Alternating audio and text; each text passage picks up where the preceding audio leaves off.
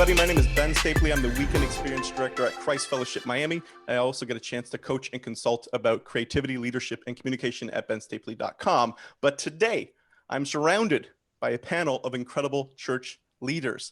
These are people with skin in the game. They're not just bloggers on the outside talking about people on the inside. These are leaders in the trenches of ministry.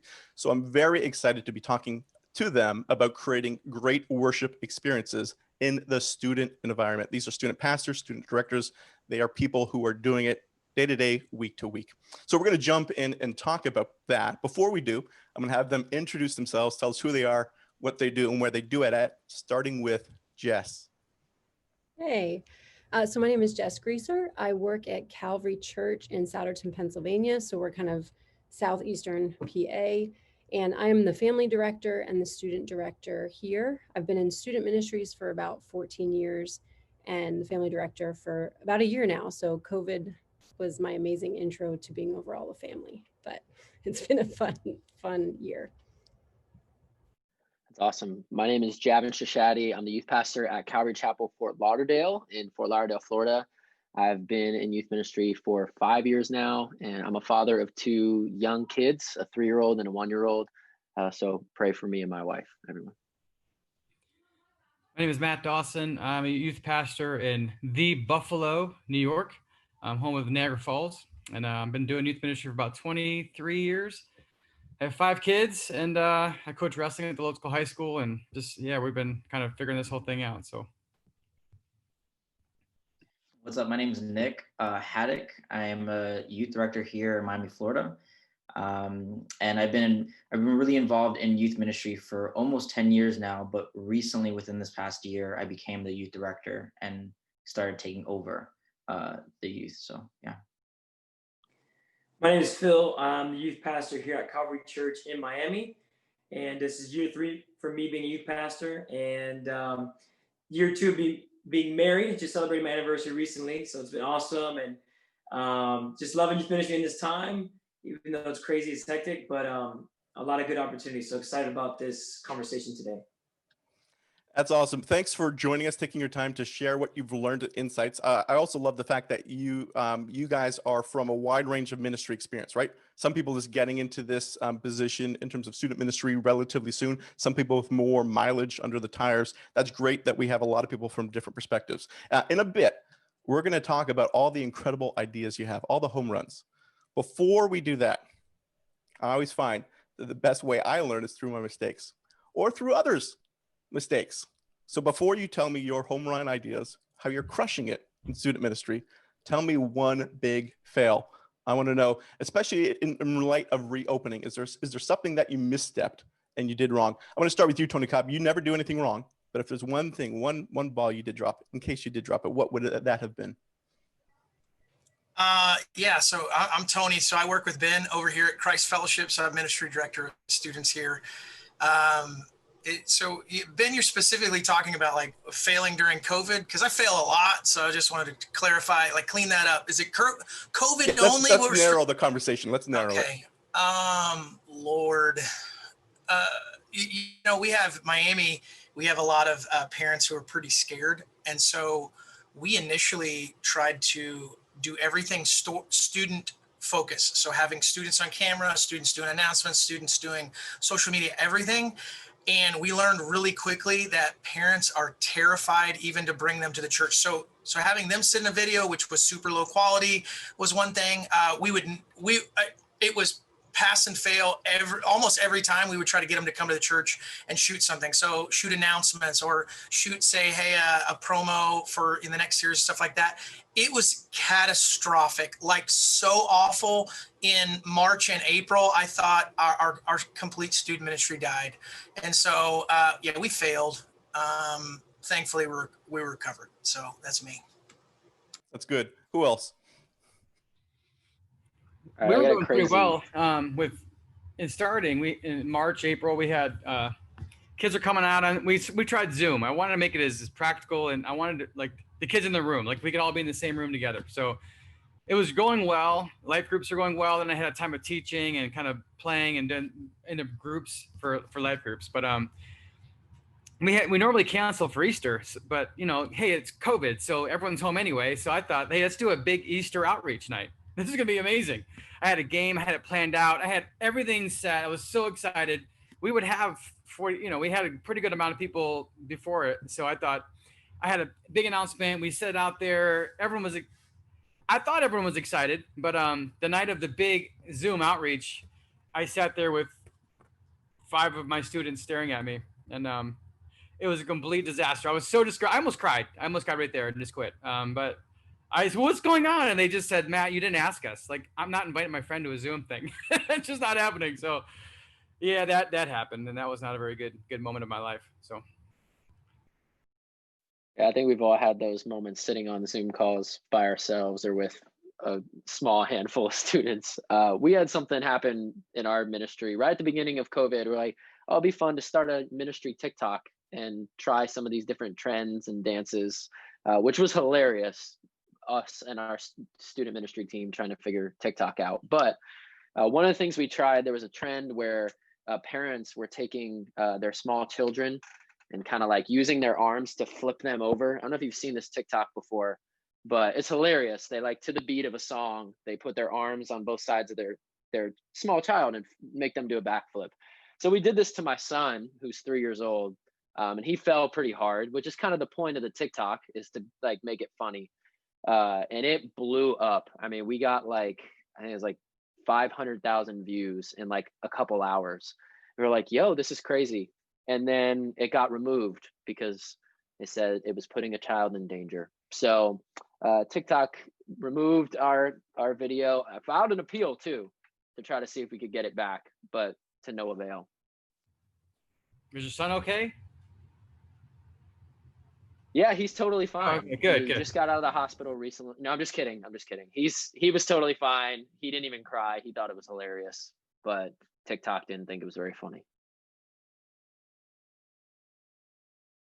I have a camp failure. Those are always fun. And so it was a camp 2 years ago. We do this thing at our church called Growth Track. So it's like a 4-step, finding your journey in Christianity, knowing what your relationship with Jesus is like, what your fit in the church is, your calling, and then where you're going to serve. And so I had this idea, which to this day, I still think it's a good idea, but whatever. Anyways, we were like, hey, let's do Growth Track at camp. We got all the kids there. We have them rounded up. Let's all stick with the Growth Track. And so we did it after lunch. So it was breakfast, morning session, then they had free time, then lunch, and then we did, all right, after lunch, we'll stick with the Growth Track. And the campsite had a bunch of classrooms. And so we're going to, split up middle school and high school, and then we'll have them teach different steps. And I just remember the first time we did it, I walked into the middle school classroom and it just looked like a zoo. It was just chaos. Like, we had our teachers, like our leaders, bless their hearts, were like doing their best. Like, hey, this is what it means to be the follower of Jesus. And there's kids sleeping, kids throwing their papers across. Like, it was just mayhem. And let's just say that, nobody graduated Growth Track and we're still on the journey together. And so, yeah, it was pretty terrible. It was awful. But did you TikTok it? Nick or Jess, what about you guys? We have a, similar COVID story. So we've decent sized youth ministry in the middle of this, right? Our senior class, me and my coworker, our hearts just broke for them last year, as I'm sure many of yours did. Seniors it was hard. It was a hard year. They lost so much. And every month it was like, what are they going to lose next? And you didn't know. So we instituted 2 things that we thought were going to be awesome. We were going to do lunch club because everybody's home. Again, Matt, nobody's going anywhere. So of course they want to spend lunch with their youth pastors. And the first week, one student showed up. That was awesome. We're like, it's fine. Maybe we haven't advertised it enough. Maybe they just need to get into the groove. Second week, 0 students showed up. Like, it was just epic fail. And we have 50, 60 seniors. Like, to have 1 student show up is just a little bit hurting the pride. So that's my COVID failure. I would say one from back in the day. So for a while, I was kind of the female youth pastor, and I work with guys. Our ministry's big enough that we can do that. And so we'd go to camp, and the guys always had these rituals that they would do. One of the nights at camp, the guys, whatever, they've had it for years. And the girls every year were like, we need a ritual. We need something that we do. It's not fair. It's not fair. So bless my heart, I thought that our ritual could be writing the guys encouraging notes. And some of my students that were my small group girls came back and have worked for me since then. They've come back on staff as interns or staff, and they will never, ever let me forget that. They're like, that was the worst idea that you could ever have come up with. Please do not make us write encouraging notes to the boys in the ministry. So do not do that. Do not ever do that. Yeah, for me, so prior to COVID, we didn't have life groups or small groups instilled in the youth ministry. That wasn't a part of our culture. That wasn't something that we actively did. So the minute COVID hit, I round up my leadership and I kind of like tried pushing this idea like, hey, why don't we just do the virtual online, connect groups instead of doing, instead of filming a service or something like that, pre-recording on a Friday, we'll just do a 15 or a 5-minute small group clip, show it to the youth, and everybody will come. No one's going to want to watch a 20-minute sermon online anyways. Like, let's just give them a 5-minute clip. Let's just meet up with them. And I was so excited for it because I know so many other churches that do this successfully. But when we launched and when we tried to get all the kids in, a lot of the kids signed up, none of them showed. Like consistent throughout the entire COVID experience, like there was like maybe 2 or 3 that would show up at one of our connect groups, and then we would have to like, all right, well, let's come, instead of having so many, let's combine them. And then it got to a point where we were just like, yeah, maybe we didn't put too much investment prior to COVID to building this culture where they would show up for a Zoom call. So that was really embarrassing on my part because I was so kind of gung ho about it. I was like, this is gonna work, guys. This is gonna work. That is I appreciate the honesty there, Nick. And you're not. We're all in the same boat. We're all sharing the same story, right? If we build it, they'll come. Not necessarily. Not necessarily. I'm gonna share one story. And this is Tony's story. He shared it at the beginning of the COVID season of a misdirect or something that we needed to do better. Was I think it was like maybe 2 weeks into the season, and I was like, "Hey Tony, how's student ministry going?" And he's like, "Great." He's like, "It's going really, it's going good. Some of the kids are coming to the Zoom, large meetings." And he's like, "But there's one tension." I was like, "What's the one tension?" He's like, "We didn't anticipate the breakouts when we'd break up for prayer and having a guy and a gal unsupervised in a video chat who are teenagers and full of hormones. We didn't foresee the potential of that going awry, and we're having to change our strategy there." So yeah, plenty of course correcting that we've all done over the past 9 months. Thanks for sharing that. And again, I think we learn best through our mistakes and our vulnerability. So thanks for sharing that. We're recording right now in November, and this conversation is going to drop in December. Where will the state of the student ministry and the nation be in relationship to at that point? I'm not entirely sure. So the question I wanted to ask, there's 6 churches around the conversation here. We've all reopened at this point, but we may have to shut down again and then reopen again. So what I want to ask you this is, as you were reopening the first time, what was a problem that you anticipated, and then how did you navigate that? Would love to know, so other churches, as they are reopening, can navigate those waters as well. What's a problem you anticipated, and how did you navigate it?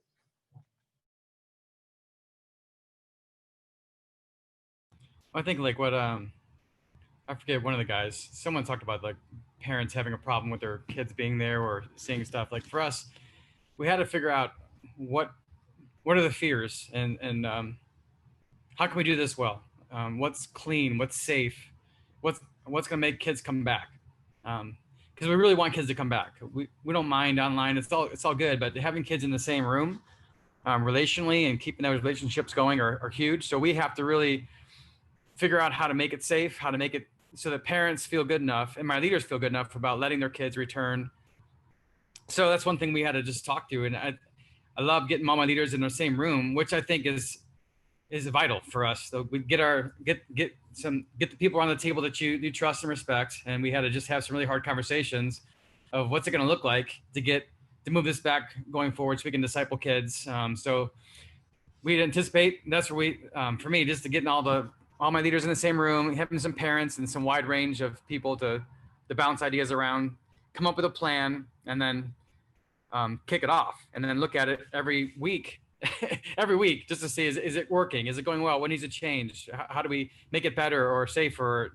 Time changes and everything. So just constant looking at it before we got in there. And then once we started it, just constantly looking at it, reevaluating, talking to parents, talking to student leaders. And this isn't about my pride. Let us know, how is it going? We need to get this right. So that constant interaction. Got it. So the continual feedback from additional people, tweaking. That's helpful. What else, guys? I would say the balance, or finding the right balance of safety and experience. So obviously safety is the main priority. You got to get the safety protocols. You got to do the hand sanitizer, the temp checks, social distancing, but also, will you be able to cultivate a great experience? Like, are they going to come hang out and be able to worship not exactly how they used to, but still have a great experience where they want to come, where they want to invite their friends. They want to tell their parents, like, I have to be there on a Friday night, Wednesday night, whatever the case may be. Because our goal and what our battle was is, one, is this what God wants us to do? Should we stay online, or should we do we go back to our weekly services? And if we do, what's the win? Not just a, hey, we'll reopen and we're doing it just for that kind of pride, but saying, no, we want to make sure that we're safe, but also creating an experience where students can have a good time, get to know Jesus, bring their friends, feel comfortable, see their friends, and be safe at the same time. So it's tough because, at least here in Miami, the kids, they're a little extra crazy. And so we didn't know what to expect when it came to, are they going to listen or not? And is it going to be a free for all? And they're going to mosh pit in the front of the stage during their favorite, Young and Free song. And so we just had to make sure that they'd be safe and have fun.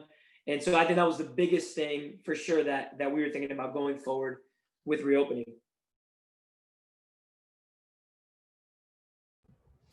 I think for us in PA, there's two very different answers. So I think on one hand, the more to that experience point that you just made, we found that being outdoors allowed us to still create a really great experience for students and helped with a lot of the safety measures. Now, being in Pennsylvania right now, today it's freezing. That's not going to be an option for a few months.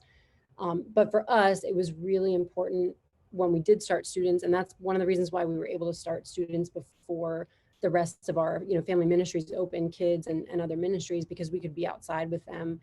And it was a lot of fun. And so I agree with that. I think on a different level, at least in Pennsylvania, approaching all of this with a spirit of humility, which is requiring me to really, this is going to sound so cliche, but being in prayer every morning, because our state is pretty divided, I would say. I don't know about where you all are, but our leaders, and understanding that in any given moment, I might have an email from a parent who is really angry that we're making kids wear masks or following safety procedures, or believing that, a lot of this is just fear mongering. And I might have an email from another parent who saw a photo on Instagram where kids were near each other without masks on, right? And so it's just this navigating and understanding that through this process, my heart, my staff's heart, our leaders' hearts have to be very humble, regardless of where we personally stand in any of it. Because I feel like I think you said this, Matt, every day it's a reevaluation of, are we doing the right thing? And so regardless of where we end up in a week from now, I want us to keep that spirit of humility and learning, because nobody knows all the answers right now. That's good, Jess. I would love to do outdoor services, but down here in Miami, it's just unless you want to see me sweat, it's a non-starter. It's just ain't gonna happen. But for the people who have that luxury of choosing to go outside, how did you change up your experience? I'd love to know, how did you change up your experience doing it outside? What were some of the things you had to think through for students?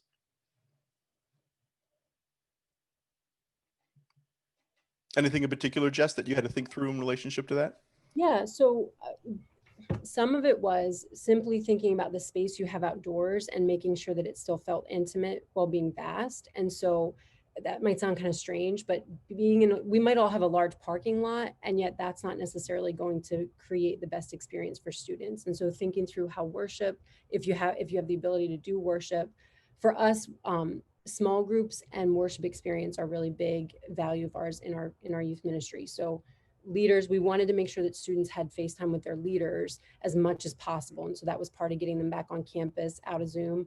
But also just making sure that the physical environment had some sort of boundary to it so that it didn't just feel like, we're in a field together. So I don't know if that's helpful, but really just understanding that students are visual, they're distractible, they need kind of that parameter to stay focused. And then just understanding for our staff and for our interns that outdoors you have to kind of hype it up because there's no ceiling, there's no walls, and so you have to bring it extra to fill that space. That's helpful, super helpful. What about the rest of you guys? What was a hurdle that you had to overcome as you reopened student ministry? I say like the combination between online versus physical. So I think honestly that is a giant contraption to juggle. We didn't have a real big online presence, especially like a live experience pre-COVID. And so we did that on the fly and put it into the game. And then 7 months later, we opened. And so now we have, a short staff that is used to maintaining physical campuses. And now we've added online to the whole plate. And so we're running right at 45% of our pre-COVID attendance. And so right now our biggest ministry is online, and we're still working it out. So, but I would say that the combination has become vital to maintaining the ministry as a whole, discipleship and things like that. And so we're still figuring it out. But I would say, yeah, as we were reopening, we couldn't just shove online to the side anymore. It was something that we had to put in front and be good at. Good at content, good at engaging them in worship, good at the small group experience, providing something consistent, and especially difference between middle school and high school, providing leaders that are connecting with them just like they were at our physical campuses. So that's what we did here in Miami. Tony, you talked about difference between middle school and high school. Any like big bullet points how you design your experience for those two different age groups? We still do. Our experience is the same. The small groups is different. And so the relationship is we cater those to age specific, gender specific. And right now it's working for us. I think if we got any larger at any one of our campuses, it would be something to maybe split off middle school and high school because they're such different creatures. Right now, that's how we're managing it. So same content, different small group leaders. So as far as the Zoom, we do our breakouts are all divided by age base, group base, and so middle schoolers are together, high schoolers are together. Got it. Nicholas, JavIN, what about yourselves? What were problems you were trying to solve as you were looking to reopen? So I think that backing off Tony, I think the integration between doing a virtual experience and a live experience was vastly different. Prior to us kind of opening back up, it was either me or another pastor staying in front of camera, no audience. We're just speaking directly in the camera. And it was completely different from us trying to transition to having that same feel where we're speaking to the audience on a virtual platform, but at the same time, we can still look at the physical platform and the physical audience and talk and speak into them. So figuring out how to really just hit home with both of them, that was the biggest deal. And at first, we decided that we were going to pre-record for the online, and then we would just tackle the in-person live. And if you wanted to come to a live, then you can come in, you can pre-register and come to our youth. And then that kind of it was just too much happening. And so we kind of collided them both. And honestly, you're still trying to figure out that balance where if somebody's watching online, they can still feel, that presence, that they can still feel that you're speaking into them, speaking life into them. While you're still doing that on the physical presence here on campus. So it's just marrying those two. That was the biggest hurdle. Yeah, I think one of the things probably all of us didn't anticipate is how many families weren't comfortable to come back yet. I think we were so excited for church to start back up again as youth pastors that we were like, let's go. We can't wait for all of our students to come rushing back to the building. And we realize there's so many families that are still hesitant, and for a lot of different reasons, and we have to meet them where they are and help equip them and give them resources. And so I think that's something we weren't fully prepared for, is how do we resource students to still engage with God's word, to still engage with church community, even though they can't physically be here. And so many of them might want to be, but because they have people living in their home with them, or their parents are their ride, and so if they don't have a ride to church, they're definitely not going to get there. And so just trying to think through different ways to resource students to continue to engage, even if they're not physically in the building. JavIN, have you found that that hesitancy more so on the parental level or on the student level? I'm assuming parental level, but correct me if I'm wrong. Yeah, I think for the most part, it's a lot of parents who are still hesitant to come back. They may have grandparents living in their home, people who are high risk. Whatever reason it is, there are a lot of parents who are still hesitant. And so in most of those cases, the student is very just curious, and I think craving community. And so they want to be engaged. But at the same time, even as youth leaders, how do we continue to promote, hey, your parents love you? And so honoring them, first of all, it's what the Bible says. So obeying what your parents are asking you to do is the most important thing you can be doing right now. But at the same time, while you're at home, here's some content, here's some resources to help you engage with God's word, and even encouraging them. Who knows, maybe this is a time where Jesus has gotten you alone to spend time with him, and to find some things in your life that you can more fully surrender to him. So just kind of helping students navigate that process is an interesting thing, but I think will be a huge benefit in the future. It's good.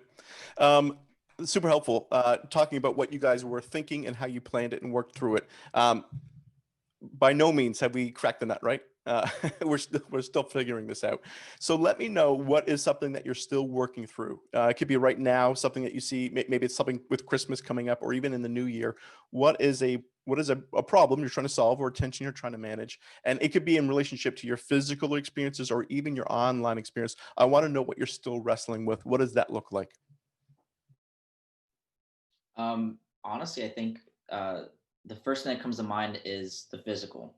What I mean by that is, there's something to be said about having community and with people, in front of people physically, and there's also something to be said about like just being there like physically for a youth kid. I'll give you an example. One of my youth kids just recently lost their mom, and with losing their mom, the first instinct is like, man, give them a hug, let them cry on your shoulder, pray over them. But then this kind of season, we're not really allowed to do that. So how can you be there for them in that format, and really just trying to figure that out, where you're like, hey man, I'm here for you. I know that, you can't come in, or, you have elderly parents, but I'm here for you through text, or I'm here for you through FaceTime. Like, breaking that barrier between the virtual and the physical is the hardest part, that I struggle with, and that I see so many other church leaders struggle with, where they're just like, man, there's something said to be about physical community, just being able to be with your brothers and sisters in Christ, especially in a time of need like this. I would say a little similar to that, so we're a pretty big small group based ministry, and so our ministry is just too large for us staff to be that person for everyone. But I would say right now everybody's burnt out. I mean, our families are half virtual, half in school. It's just, and everybody's burnt out of all the things. Our biggest struggle right now, I think, is continuing to pastor our leaders so that they have the energy to continue to pastor our students. In what you were just saying, that like, how do we make sure that our leaders feel filled up to be sending that text, even if it's radio silence on the other end, to be setting up FaceTime, moments, to be, hey, again, it's cold out, but can we sit outside and have hot chocolate together? Because everybody is tired and everyone is burnt out, and everybody's just trying to navigate, is it safe to see our grandparents? Is it safe to see our parents? Is it safe to see our family, let alone kids from the ministry? And so I think right now that's where our hearts are, is how do we as staff really be pouring and discipling our leaders so that they feel that boost of energy that they need to continue to be Jesus to our students. One thing I didn't anticipate was the government involvement. You know, I think we got used to maybe comfortable. Careful, Dawson. Careful, Dawson. Yeah. No, I don't know where you're going to go with this. That's where I'm at. You know, students vote by attendance. You know, they're not forced to go by like their kids or elementary kids. They don't want to go. Parents at some point when they're in 6th, 7th grade, they just say, hey, you don't want to go, you don't have to go anymore. You know, so for us, the job is so important and so huge to kind of keep being creative and keep pushing on getting some momentum rolling. And a lot of kids came right back when we opened up. They loved to be back. We had some great numbers, and you know, all of a sudden here we are. Just today, the governor came on and shut us down to 25 people in a building. So it's right back to, you know, for a while I was like, you know, kind of making fun of masks and kind of like whatever. But then I start to see the fear in their faces. The kids, I'm going to kill my grandparents if I don't wear this mask. Like you could see it in their face. It wasn't just a mask. It was something that was vital to them. So I had to readjust. And like Jess said, really check my humility bar to this is a big deal. And I need to help parents navigate this and not just kind of like, oh yeah, wear your mask, you know, whatever. And now that we've kind of been, the momentum's kind of rolling, it's just been slammed. So to kind of jump in and stop, you know, complaining or crying about it and, you know, arguing. There's so many political sides and what you view about this or that. For us, it's just about discipling students. So how are we going to get that done now? We just got shut down. So instead of just having nothing or going back to Zoom, is there a way that we can be creative to get kids back on campus to meet that number? What's it going to be? How's it going to, so really getting my leaders to be on board with like, we got to figure this out. We can figure it out. And it matters that we figure it out. So I didn't anticipate that. Never in a million years would I thought we'd be where we are now. But I had to get out of a place of like kind of crying about it or complaining about it. And like, we just got to figure it out. We gotta, there's no time to be, we got to pray and we got to get people in the room and we got to figure this out. Yeah, that's good for the longest season, right? We're autonomous. Like churches kind of did their own thing regardless of what, was out there. And now we're having additional voices into our context saying what it needs to be like and how do we wrestle with that. I don't think that wrestling match is over. That's a great flag. Yeah, I think ours is, honestly, it's the inconsistency. I've never seen kids be so sporadic ever in ministry. So, and it's one thing to get them back to the church physically. It's another thing when they never show up again. So we've been seeing almost 50% of our attendance be new students or students who haven't joined in 9 months, meaning like they're going to come check it out. But we, no matter our team is like, we're following up, but it's probably like you guys have been experiencing. Kids stop responding to us. Like they stop texting. They don't even want to respond to a text, like a kid that would normally engage with you. So that's kind of the thing that we haven't been anticipating is just there's kids that want to come, and we don't know how much of that is a parent. The question that was answered before, is it a parent, stopping that kid, or because the numbers are going back up and we're spiking more, are people being more timid, things like that. It's probably the headache that we're feeling the most here at CF Miami. It's crazy. It's inconsistent. It doesn't make sense. Yeah, which makes it really hard to plan, right?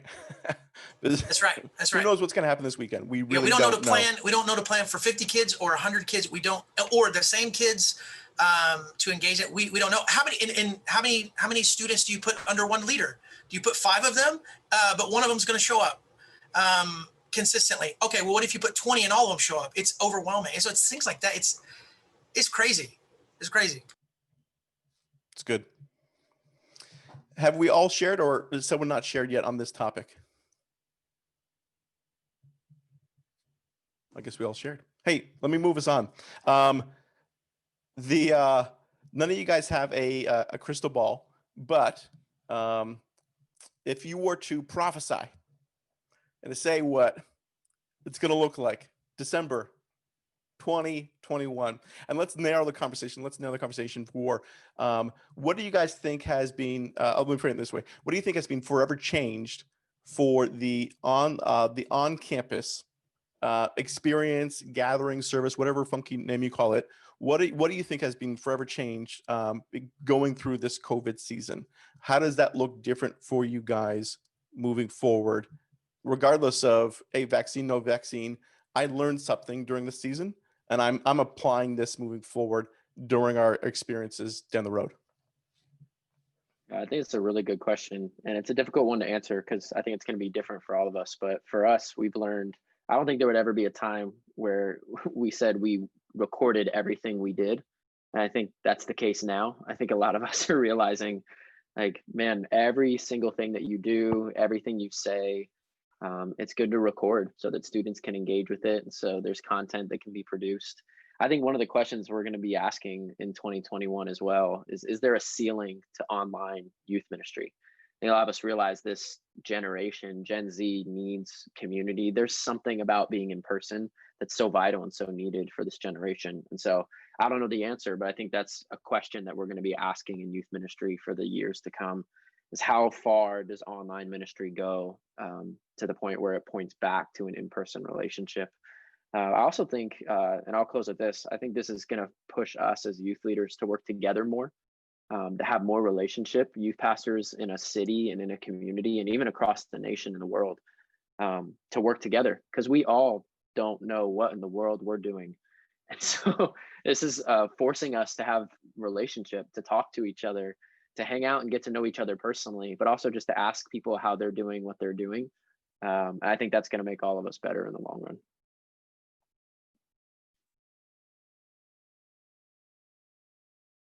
Yeah, I think I love this question. I concur with JavIN. I think it's a great question. And the two things that came to my mind when I first thought on it were two things. One, this crystallization of relationships over program. And I said already, our ministry is small group heavy. We need to up our game to like the millionth degree. And I really like what you said, JavIN. I think whether that's going to be online, I think same thing, we're recording, we're thinking of online ministry completely differently as a church and as a youth ministry. And yet we know that relationships matter. And so relationships are what are going to draw kids in. And so I think the investment that we make into small group leaders and adults and young adults that can invest in students is exponentially more important than it's ever been, because there's no guarantee that I think some of you said it, like those kids may never come back. You get them. And I think that's going to continue to be true more than it ever has been before. And so relationship over program, and yet still trying to produce a really great program online and in person. So that, how do you even navigate that? The second thing though, is this idea that we've realized that we need to continue to put energy into parents being the primary spiritual influencers. And I think as youth pastors, like being in this for a while, I love my job. Like I love youth ministry. I'm sure you guys do. You love your students. And yet like we are not the most important person in our students' lives. And I think this season has been so humbling in that, like they're home with their parents 24/7. And how are we as the church partnering with our senior pastors, our teaching pastors, our resources to create great resources for parents in their role as those primary spiritual influencers? And so I think our minds have just bent that way.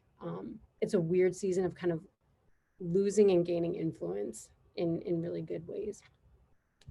That's super helpful, Jess. I was talking to a number of kid pastors last week, and same question, crystal ball, what do you do? And they said, in the past we said, we want to partner with parents. And what that means is we want the parents to come and drop their kids off. That's what partnership means. Now, unless there is an actual partnership, we don't have a chance to have an inroad and to reach their kids. And I got a feeling that's similar to what you guys are saying, right? You guys have said that like, parents are hesitant to bring their kids to church. And so do we see parents as more as a literal vehicle to get to the kids? And do we see that a greater need for partnership? I think there's a lot of truth in relationship to that. What else do you prophets have for us? And by the way, this is recorded, so we're going to revisit this in a year and see whether or not you're right, Matt. I got my crystal ball right here. That's good. I think like one thing that hit me big over the last few months is that old school is the new school.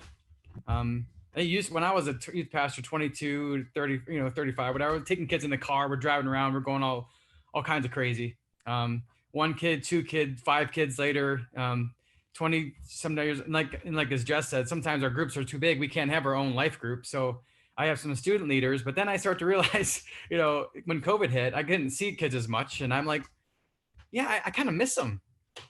like, I don't think I've called a kid or written a letter or been to someone's house in forever. And like, I think God reminded me, like, you gotta get into the game. So we started really get the kids' houses and drive around and drop things off at their door and just start to go back to old school visiting, getting our leaders to call their parents. I start calling parents. I went through the list of all these parents, and a lot of them don't answer phones. They're like their children. You know, we always pick on teenagers, but they're just big teenagers. But I'd start calling them and talking to them, and they appreciated it. They didn't, come on, you call me, and they start talking through stuff with their children and their kids. And so I think for me, I think God took a pause on my heart to help me realize I need to go backwards and start loving on kids in ways that it isn't just online. Like, I think we're all gonna keep upping our game with creativity, programmatically wise, like with groups and create worship experiences and stuff. But there's that other part of their day where they're not here,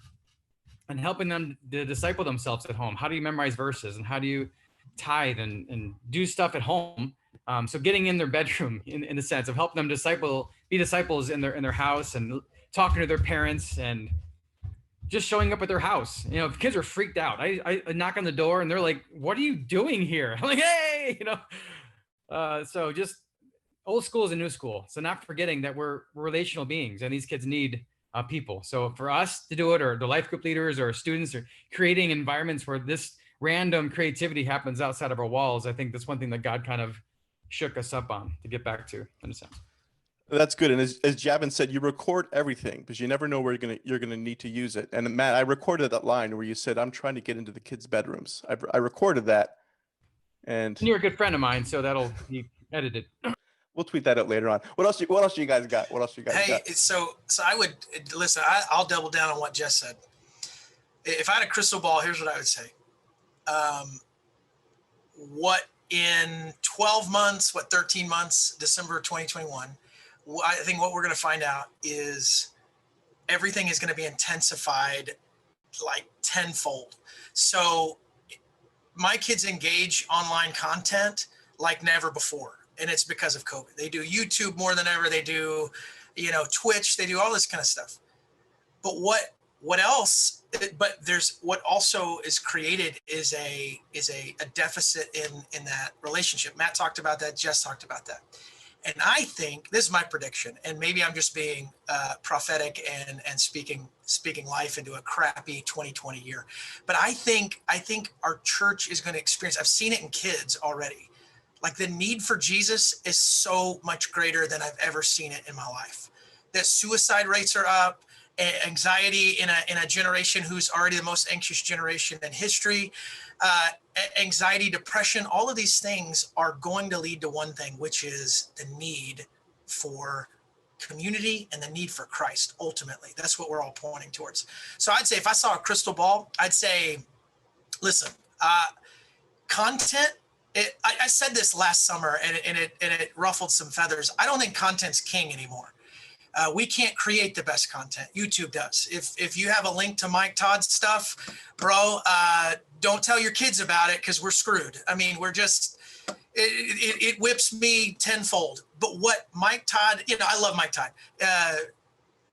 What can't be provided is a relationship, a connection. And so if you're great at them, 2021 is going to be fantastic for you, because I think it's going to be, because YouTube, all of that kind of stuff can't provide that. It can't connect a kid to a leader or somebody who cares about them like we can, the church. And I think what a fantastic place that God has given us to be in, if we'll just rise to the occasion. So Jess, I'm a firm believer. Whatever you got, I need some training. Like that's what we need, because I think all those of us who have been focused so much on content and making that great need to hear from somebody who's been great relationally and been able to grow a church that way, because that's going to be the new 2021. So that's me. Any other crystal balls out there? Looks into the future. I'll say something, and again, I'll add a little bit, because I think everything that was said was incredible. And I think for me, if I had to guess, and this is my best guess, is that simple youth ministry is the best youth ministry, in that the hype and the event-based driven, kind of goals that we had of like packing out the place and, making sure our Instagram picture looks amazing and look at Phil, us. it's not ministry unless you got confetti cannons. Come on. It's not ministry until the And then, haze is kicking. you have people to clean it up, which is great. And but I really think that simple youth ministry is the way. And this is coming from a guy who, like, when I first started out, was all about the events and was about, I want to change the city and throw a huge event every Friday and this and that. But I think what COVID revealed to myself, and I think a lot of other youth pastors, is that, are you in this for the right reasons? And if you're not going to last very long, especially in this new season. And so for me, I think it's just, obviously, we're not going to be on this call saying that we can't, we're not going to be prepping, great services or programs. We're going to be doing that. But is our focus really going to be, how can I get my, student to learn how to sew? How can he read his Bible? How can he learn that if we aren't going to come back in person, he can still have a relationship with Jesus that is not, that is not attached to a building or an experience. And so I think that's the biggest thing going forward, is that, God forbid, like, can your ministry thrive without ever meeting in person ever again? And so, though we're meeting in person, and that's our prayer, that we could continue to meet in person, something I always tell our leaders and kind of tell the students that I get in contact with is that, hey, are you good to go if we never meet again in person and you only see me through a screen? And so that's kind of like the big question mark right now that I think we got to answer. It's awesome. Completely agree. Nick, did we get a chance to hear your prophetic voice? Yeah, I would honestly, everyone here just dropped so much wisdom, and the reality is I think that looking in 2021, it is going to be about relationships, and I have to agree with a lot of them. So many kids that have been meeting up with me, that's all they like. When we first opened up youth, I remember we took a survey from the youth kids, right? And I mean, almost every youth kid was like, I'm ready to go. I'm ready to go. I can't wait. I want to be in person again. Needless to say, it's not up to them. It's up to the parents. And that didn't quite happen. But that gave us a foresight of just them wanting to be in community. And I look at my little niece and my nephew, and all they ever do is the phone, tablet, laptop, and I do recognize the detachment of relationship, the detachment of real community. So I think that when we look into 2021, you're going to start seeing a shift. People are going to start getting fatigued. I mean, earlier, a couple months ago, all of the youth group guys were talking about, Zoom fatigue, right? What does that look like? Trying to get your kids on Zoom, like even with work and stuff like that, you're going to start to see them just detaching from this because they recognize the impersonal nature of it. So I think that, yeah, I mean, although, we are going to try our best to put good content out online, if our focus isn't on these kids and building a bridge and really showcasing the heart of Jesus to them personally, we are going to lose them. So I think that that's what our focus needs to kind of be on. Great insights, everybody. Again, I'm going to rewind the tape a year from now and see how accurate y'all were. Let's do this. Just one of the things you mentioned earlier on was that the need to encourage leaders is true. And you're doing that within your ministry. Well, the reality is there are other leaders watching us right now that need that encouragement. So I'd love to have one or two of you to end us off with some type of encouraging word as we look towards ending strong this year and planning next year well. As I talk to youth pastors around in a lot of different places around the country, I feel like what I've seen is youth pastors come in all shapes and sizes, and there's a couple conversations I recently saw about an older youth pastor, like, am I done? Should I quit youth ministry and whatever? And a lot of the younger guys are saying you're too old, and the older guys are saying you don't have enough wisdom, and I just find it all stupid talk. If I'm not engaging with younger youth leaders, I'm losing some wisdom. I'm losing things I don't have. Jess Greaser, you're one of the first women I saw that was women weren't in ministry. And all of a sudden I met Jess Greaser and was like, holy crap, I need to be in her presence more often, because the stuff that was coming out of your brain, I needed in my world. So ever since I met with Jess, I've had a lady incorporated in my ministry all the time, connected to my ear. So whether you're young or old or whatever, the students love us. Like they do, they care about us. And so they want to know what we have to say as youth pastors and leaders. I think the whole talk of someone else online or someone they see, my students, they know me, they know my youth leaders, and they need to know, they want to know what we have to say. So we have to drop our pride and really get with other youth leaders and be challenged, but not the whole insecurity of maybe God is not going to use us or all that stuff. We need to stay close to Jesus and get our identity through him. He's called us to this place for a reason. And we are at our church for a time as this. And so the kids need to know that Jesus loves them and he's got it figured out, and they need to see it through us first. And so I think we just all need to take a deep breath and relax. We're not their parents, and we don't have all the answers, but I think God wants to use us in mighty ways. And so I think he's got big plans for us and for the students and their families, but I think he's going to bring it through us. Unfortunately, whether that's good or bad, we are the answer for this time for our students and families. And so we got to lean in and really figure out what the Holy Spirit is telling us to do. And that, I think the Miami answer might not be the Pennsylvania answer or the Buffalo answer, but how God's going to do that in our context. It's a cool answer. It's a unique way to do it. And I think God's pretty good at it. So we just all need to relax. We know that God loves us. He loves the students more than we do. And he's got a plan, and we just need to lean in on him and wait for the answer. It might not be right away, but the stress that we feel sometimes to figure it out right away. And God, he just has a way of, he's never late, but sometimes he just takes a while. So for all of us, just to take a deep breath and contact with each other and find people you trust and respect, ask some parents, talk to people that we want to hear from, but really know that God's got to figure it out. And he does a pretty good job of what he does. So. Good. Anyone else? Yeah, Matt, I Yeah. thought that was awesome. And something you said I think was so important. You said your identity being found in Jesus alone and not what your ministry is.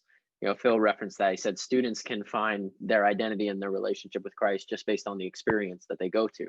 So it's like when their youth ministry doesn't happen the same way that it used to, then their identity in Jesus seems to be stolen. I think the same thing can happen to us as youth leaders.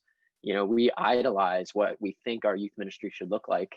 And then when it doesn't happen the way that we thought, our identity can come crashing down. So I think that's an encouragement for all of us, just to assess, like, am I finding who I am in the number of students that show up to my program? Or is my relationship with Jesus built on the gospel that he died for me, he rose again for me, he loves me? And so I would encourage anyone out there just to continue to assess that. And I think it's important for us as leaders, just like we talked about in this call today, just to make youth ministry simple, to be faithful with what the Lord has given. If there's 15 students that show up, 2 students that show up, 150 students that show up, be faithful with what the Lord puts in the room. Be faithful with what the Lord puts in the Zoom call, whatever the environment looks like. Be faithful to what God's called you to do. That is good. You guys talked about having one or none in your Zoom calls. So if your identity is based upon that, we're in trouble. Thank you. That's a powerful word to remind us our identity is not based upon the students in our Zoom call. It's based upon our eternal relationship with our Savior who loves us beyond anything else. Thank you for reminding us of that. And thank you for joining us. I would love to keep talking, but our time is done. So I'm going to wrap up the conversation here, but it's not done in the sense that you guys can continue to relate and connect with these leaders. They told you at the top where they're at. Creep on them on social media, follow them, connect with them, and continue to learn from them. One of the other things we talked about, right, is 2021 is going to be intense with relationships and connections, not just within your ministry, but outside of your ministry. So I highly recommend you connect with these leaders on this Zoom conversation as well. Thank you so much for joining us. We look forward to talking next month as well about creating incredible worship experiences. Thank you.